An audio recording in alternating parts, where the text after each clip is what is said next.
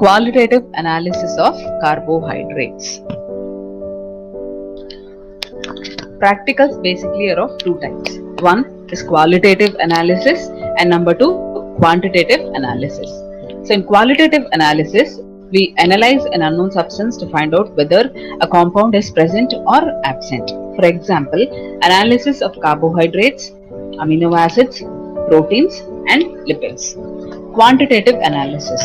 We know that a particular compound is present, but we don't know the quantity or the amount of it which is present in the solution. For example, estimation of glycine, ascorbic acid and glucose.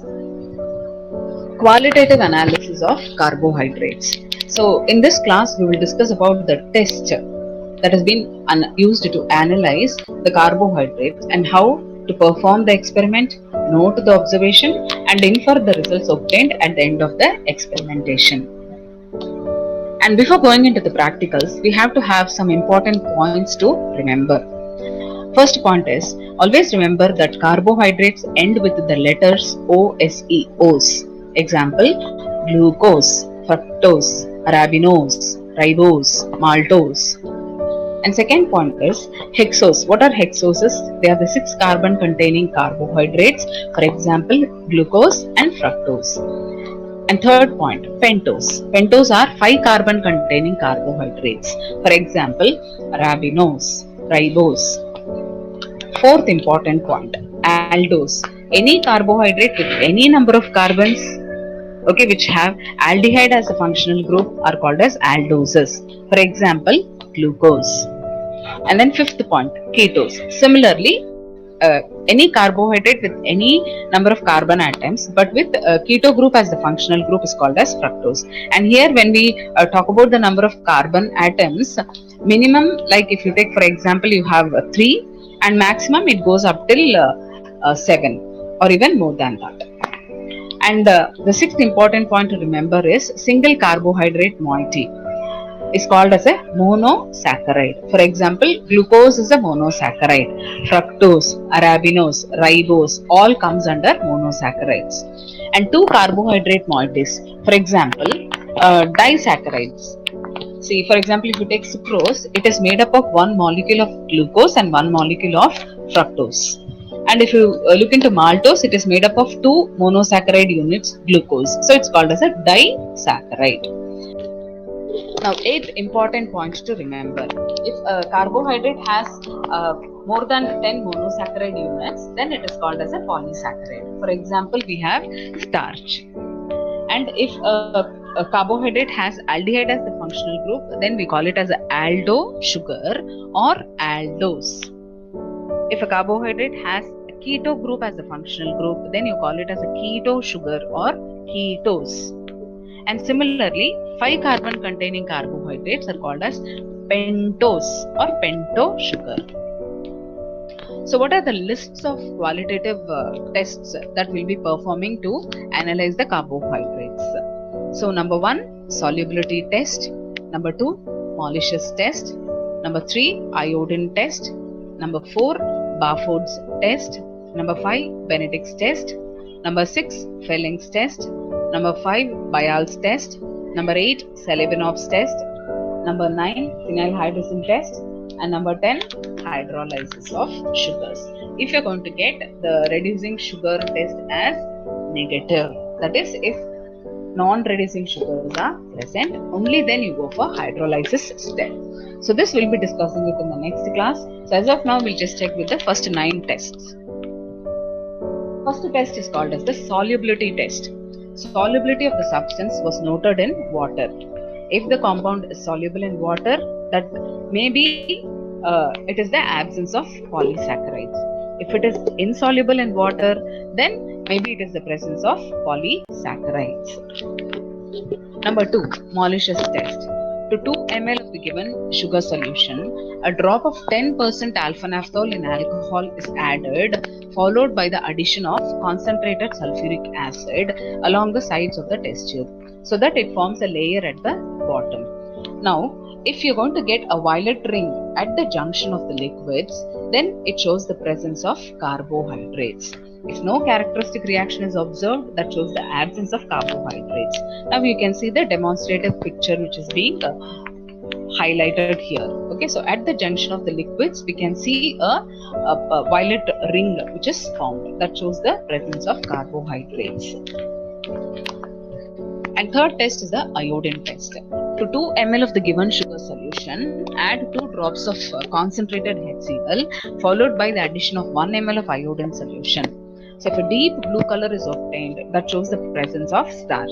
No characteristic reaction, absence of polysaccharides. So here we can see a demonstrative picture which shows that blue color is obtained after the addition of starch. And on the right we can see the practical formation of the deep blue color in a starch solution compared to that of water. Number 4 is the Barfords test. To 2 ml of the given sugar solution, 2 ml of Barfords reagent is added and heated in a boiling water bath for 3 minutes and then allowed to stand for 5 minutes. If a brick red color precipitate is obtained and after 5 minutes, if you observe a big dot which settles at the bottom of the test tube, that shows the presence of monosaccharides. If no characteristic reaction is observed, that is the absence of monosaccharides. Now we can see in the picture here. Okay, in the first 3 test tubes, you can observe that there is a big red dot. If that red dot is observed, then that shows the presence of your monosaccharides. If the red dot is not present and if it's going to stay blue, that shows the absence of monosaccharides. Next, let us go into the Benedict's test. So Benedict's test followed by Fleming's test, they both are performed to find out whether a particular carbohydrate is reducing or a non-reducing sugar. And the basic difference is Benedict's reagent, it helps us to identify a different range of colors depending upon the concentration of sugar. But whereas Fleming's, it gives us a brick red precipitate to ensure that a reducing sugar is present. So let's look into the Benedict's test first. To 3 ml of the Benedict's reagent, 8 drops of the sugar solution is added and heated in a boiling water bath for 2 minutes. If the color changes from blue to green, yellow, orange or red depending on the concentration of the sugars, that shows the presence of reducing sugar. If no characteristic reaction is observed, that shows the absence of reducing sugars. Now here it is the demonstrative pictures for the Benedict's test. In the first picture we can observe that the color changes from blue to green to orange to red depending upon the concentration of the carbohydrates. And the picture on the right hand side shows that there is a yellowish color complex obtained, but whereas in the left picture we couldn't identify the yellow color. And right is the pictorial representation of changing of the colors from blue to green, green to yellow, yellow to orange, orange to red color. That shows the presence of reducing sugars. Fleming's test. To 2 ml of the given sugar solution, 1 ml of Fleming's A and 1 ml of Fleming's B solutions are added and are heated in a boiling water bath. If a reddish brown precipitate is formed, that shows the presence of reducing sugar. No characteristic reaction, absence of reducing sugar. So here it is a pictorial representation of the blank, that is only Fleming's solution, and on the left we can see a reddish brown precipitate obtained in the presence of the glucose. And 7th important test is called as the Bayer's test. It's a very important test for confirming the presence of a pento sugar, 5-carbon sugar. To a little of the given unknown solution, just add 0.2 ml of the Bayer's reagent and keep it in a boiling water bath. After 20 minutes, if an emerald green color is obtained, that shows the presence of pento sugar. If no characteristic reaction is obtained, then that shows the absence of pentose sugar. So here is a pictorial representation. The test tube in the center is just the Bayer's reagent, and on the right it is a little lighter concentration of the pentoses, and on the left it is a little higher concentration of pentoses. And since it is qualitative analysis, we will not worry about the concentration but the color. Okay, if you get an emerald green color, that shows the presence of pentose sugars. 8th test is called as the Selivanov's test. To 3 ml of the Selivanov's reagent, 1 ml of the given sugar solution is added and heated in a boiling water bath only for 30 seconds, and ensure that the water bath is really boiling. If it is warm, then it might take more than 30 seconds. So ensure that it is a boiling water bath. If a cherry red color is obtained, that shows the presence of keto sugars, and no characteristic reaction is observed, that shows the absence of keto sugars. And here it is a typo error. You have to write it only as keto sugar, or you just write it as ketos. You should not, this is wrong actually. You should not write it as ketos sugars. You should write it as only keto sugar or ketos. So the pictorial representation, we can see that it is a cherry red color, light color, and here you have a dark cherry red color depending upon the concentration of the ketos. So phenyl hydrazine. To 1 ml of the given sugar solution, added 0.2 ml of glacial acetic acid and 1 ml of the phenyl hydrazine reagent and keep it in a boiling water bath. The time taken for crystal formation is noted and the crystals are observed under the microscope.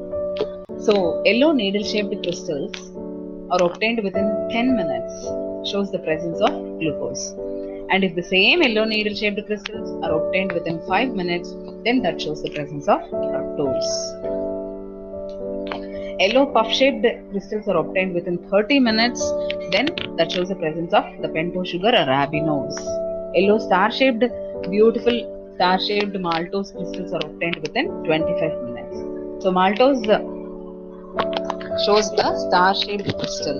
Okay, and some refer to as the flower petal shaped, but I like to refer it as yellow star-shaped crystals because those 5 petals are very well observed under a microscope if the procedure is carried out systematically.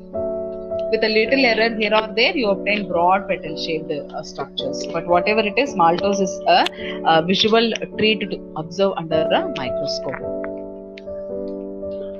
So that was about the qualitative analysis of carbohydrates for reducing sugars. And if your sugar is a non-reducing sugar, then our protocol is going to change a little bit because we have to carry out the process of hydrolysis, which is mentioned in the 10th step. So for that, we'll check out with the next video.